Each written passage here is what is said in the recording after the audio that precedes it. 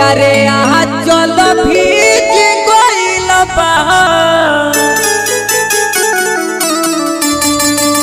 हरि नैनवा के नीर से।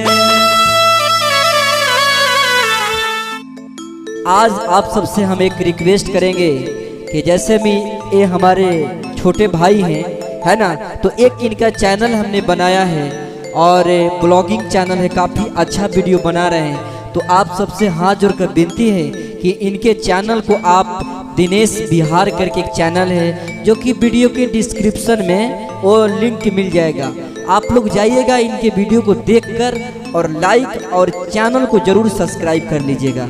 आप भी कुछ कहना चाहेंगे?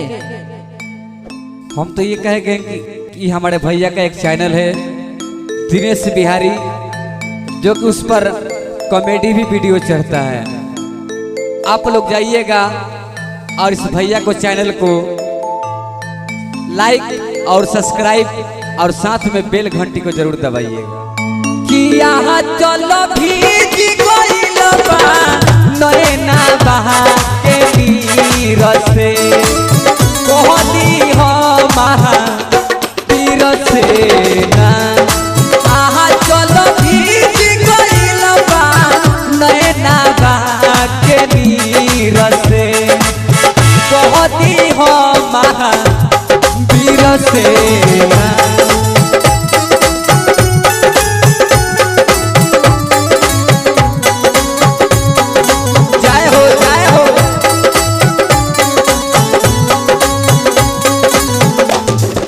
भैया अब हम सुनना चाहते हैं जो आपका भाई थे दिनेश भैया, छोटा भाई, उनके कुछ मुखड़े आवाज से हम सुनना चाहते हैं इसी गाना को।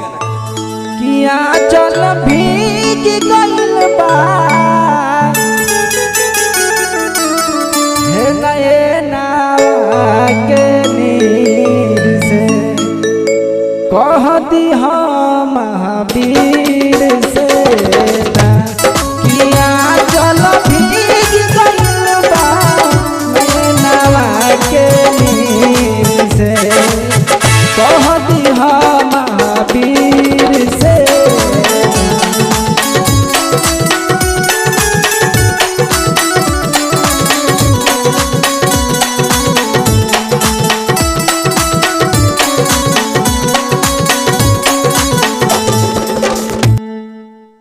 और दीपक जी आपको कैसा लगा?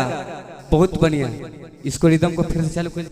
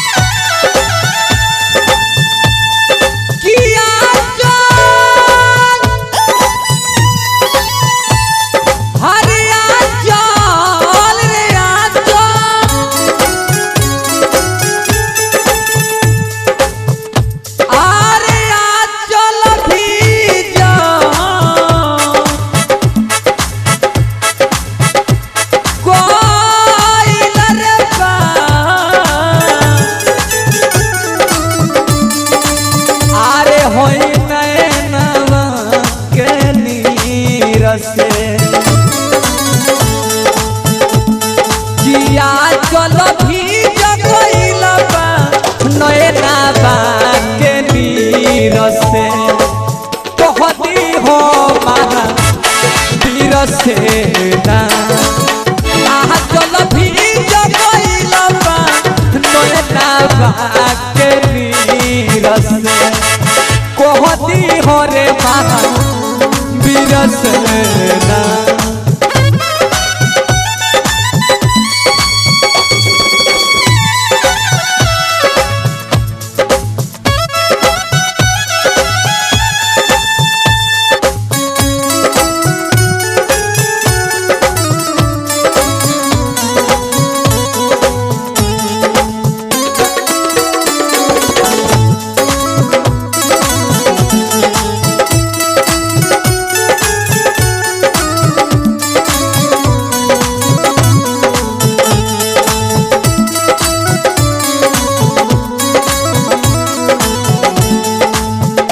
भैया उहे हनुमान जी सीता जी के पता लगा खातिर गल बनी, पता भी लगा ले बनी। तो उहे सीता जी कहत ताड़ी रोड़ो के, कैसे कहत ताड़ी? सुना सुना हनुमान बबुआ कैसन हउए राम,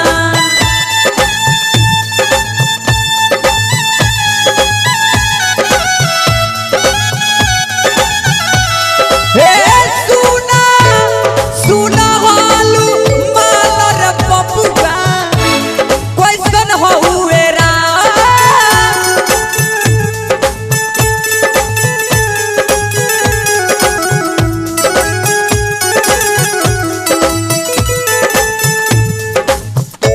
कि ऐसन अरे बात कर बट अरे तोहरा से मिलके, कि ऐसन बात कर बट तोहरा से मिलके, कहती हो महावीर सेना आ चल भी जगइल बा नैना के वीर से, कहती हो महावीर सेना। और बहुत अच्छा लगा हमको दिनेश भैया के मुंह से। और आइए अभी आप बहुत प्यारा सा प्रस्तुति सुन रहे थे हमारे दीपक जी से, और हमारे छोटे भाई दिनेश बिहारी जो है जी हैं, और इनका एक चैनल है हमने क्रिएट किया है और उस पर मेहनत कर रहे हैं, व्यू नहीं भाग रहा है। तो प्लीज़ आप सबसे आग्रह है कि इनके चैनल को देखिए और आगे बढ़ाइए, बहुत अच्छा अच्छा वीडियो बना रहे हैं। मेरे वीडियो के डिस्क्रिप्शन में एक लिंक होगा जो कि इन्हीं का होगा, उस पर क्लिक करके देखिए, सब्सक्राइब जरूर कर लीजिएगा, आप सबसे रिक्वेस्ट है। तो फिर से मिलेंगे नेक्स्ट वीडियो में, तब तक के लिए good take care, bye bye, जय हिंद जय भारत।